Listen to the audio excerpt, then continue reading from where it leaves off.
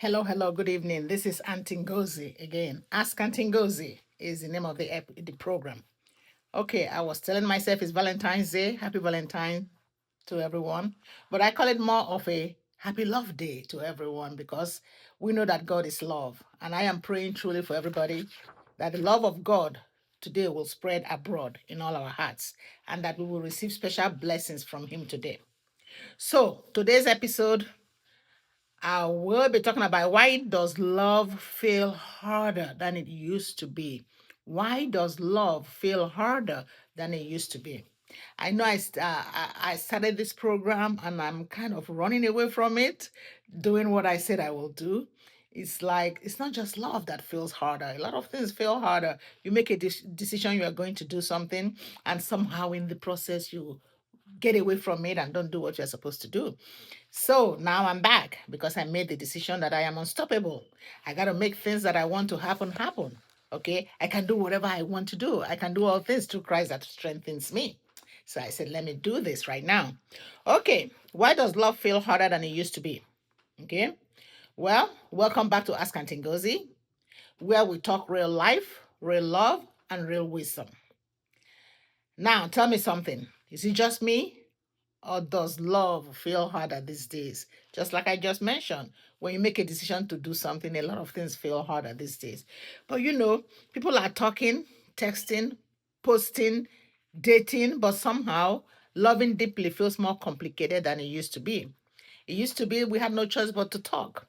When I was having my children, there was no cell phone, there was no computer. So you dating anybody, you have to talk to the person, you have to sit in front of them and talk. But these days we see people go out for dinner and have their phone in front of them, talking to other people. So I would like to say if you've ever wondered why is love so difficult now? Well, sit close. And Tingozi is about to break it down for all of us, okay? Okay. Back in the day, people walked through things. Now people scroll through people. Okay. When something feels uncomfortable, many don't fix it. They just replace it. I know somebody that when her bed sheet is dirty or she's used it for some time, instead of washing it, she replaces it and just gives that one away because she doesn't feel that she just wants new things. She replaces it. So too many choices can make hearts restless. When you believe someone better is always one swipe away, boom, swipe away. You never fully invest where you are. And that is what is happening with love these days. But we have to understand that love grows where it is watered, not where it is constantly compared. When you want love, you have to invest in love. You have to put into love what it takes to make that love stand. What do I mean by that? For example, communication. We text all day, but really talk from the heart. Okay? Emojis replace emotions, typing replace listening, assumptions replace understanding. Real love requires uncomfortable conversations. And when you have those uncomfortable conversations, that's when you talk honesty, vulnerability, and patience. Do we take the time to do all that? Whether you are young, whether you are old, this applies because you have to invest in love in that relationship. You cannot build emotional intimacy on shortcuts. You got to put the time to make it work. Many people have been hurt, disappointed, betrayed, or seen too many broken relationships. We are more aware now, but also more guarded. When you're worried that, if I fall in love, he's going to hurt me. If I fall in love, she's going to hurt me. Then you'll be so guarded that you will not release yourself, let yourself go to feel the feelings. You just want to protect ourselves before before love even has a chance to grow. We want to protect us. We want to protect. So let me see what they have. Let me see where they're coming from. We say, I'm not going to fall too hard. I don't trust easily. I'm watching for red flags. And as long as you're watching for red flags, guess what you're going to see? You're going to see red flags. As long as you're watching for red flags, you're going to see red flags. Protection is wise, but walls also block blessings. Yes, we have to be careful. We have to watch out. But when it comes to love, we have to step out. A healed heart loves wisely. A wounded heart loves fearfully. So when you're out there looking for the love or feeling the love, what is your heart like? Is your heart a healed heart? Because it's going to love differently. If it's a wounded heart, it's going to love differently. So we need to be aware of all these situations, whether we're the healed one or we're the wounded one, and be conscious knowing that who you're interacting with is also from a completely different background. These days, everyone wants instant everything. Instant messages, instant delivery, instant success. So people expect instant love. But real love is grown, it's not downloaded. You have to invest the time in it. It takes time to learn someone, to forgive, to adjust, to mature together. Anything rushed rarely lasts. Yes, from time to time you run into that once in a lifetime love that you got it, you connect with it, and boom, you're done. I know somebody that met somebody the same year, and they met in October actually. By December they were married. That's once in one. That's not the norm. That's the exception. But the norm is that love must be grown, not downloaded. It takes time to learn someone. Anything rush rarely lasts, like I said. Love is not microwave. That's my wisdom now. Love is not microwave. It is slow cooking. Love is beautiful, but it is also discipline. Many people want love, but not the work of love. Love requires patience. Yes, it does. Love requires forgiveness.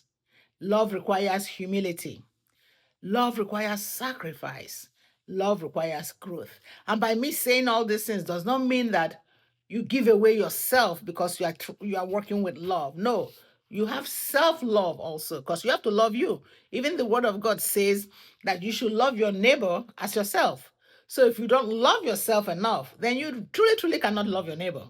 So the first step is make sure that you love yourself before you go into the all these different things I just mentioned that love requires, which is patience, forgiveness, humility, sacrifice, and growth. I like to say many want the feeling of love, but not the responsibility that comes with it. Love is not just how you feel, it is how you show up daily. So my question to you is, how are you showing up when you are really looking for love? How are you showing up? Yesterday, I was at an event and we were asking the question that if somebody pays all my bills and don't say, I love you, is that okay? Is that a red flag?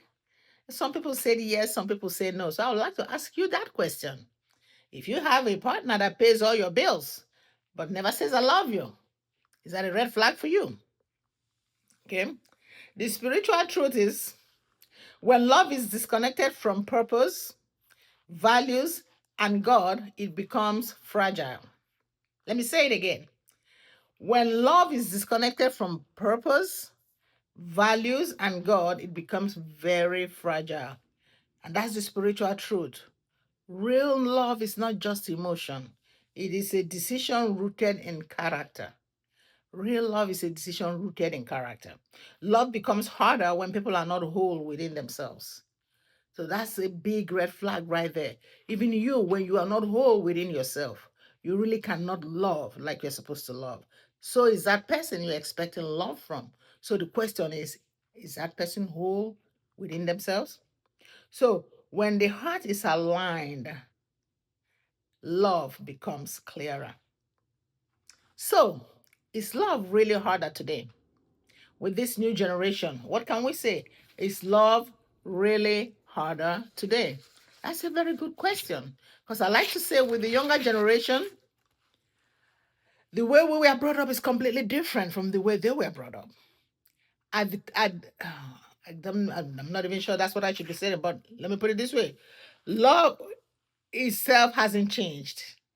Love itself hasn't changed, but people have.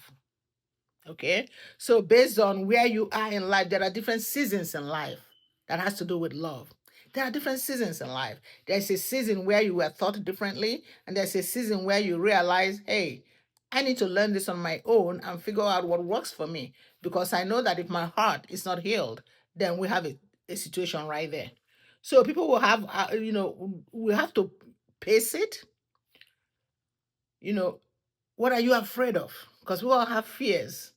What are we expecting from love? Because sometimes we're afraid to love, like I said earlier, and you shy away from it, even though you want it. So the question is, what are you afraid of? What are you expecting? What are the distractions that you get from love? The distractions, are they really that important? Are you wondering, oh, they need to be tall and handsome? They need to go to the gym all the time? And then, like, if they go to the gym all the time and you connect with them and get married and they stop going to the gym, what happens?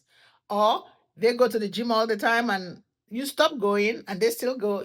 If you go to the gym, you know what happens in the gym? Lots of good looking people in that gym. So the question is, it's the, how do I put it?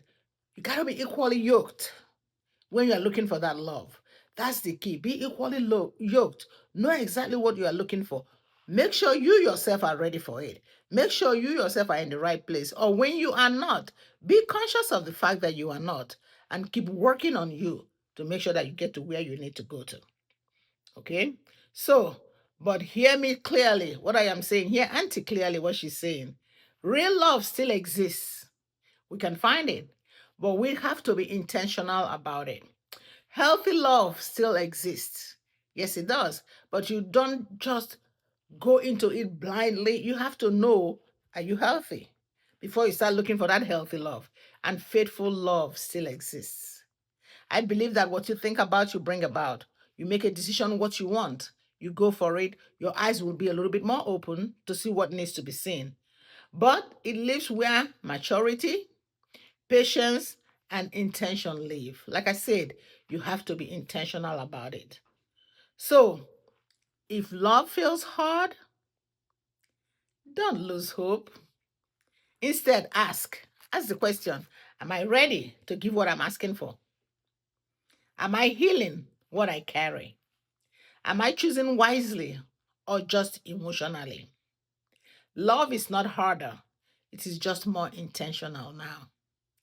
And intentional love is the love that lasts. So on this Valentine's Day, I will say sit back. If you don't have your Valentine yet, sit back and reflect on truly what you want out of it. So I will say, tell me in the comments below or talk to me. Tell me, do you think love is harder today? Because I know, I'm saying what I'm saying. I don't know it all. So I'm asking you, do you think love is harder today? Or are people just different? Is it different seasons, different generation? What has made love challenging in your experience? Think about it. What has made love challenging in your experience? And if this blessed you, if what we just talked about today blessed you, share it with someone who needs hope in love. This is Auntie Ngozi reminding you, love wisely, love patiently, and love with purpose. See you in the next episode. Bye-bye.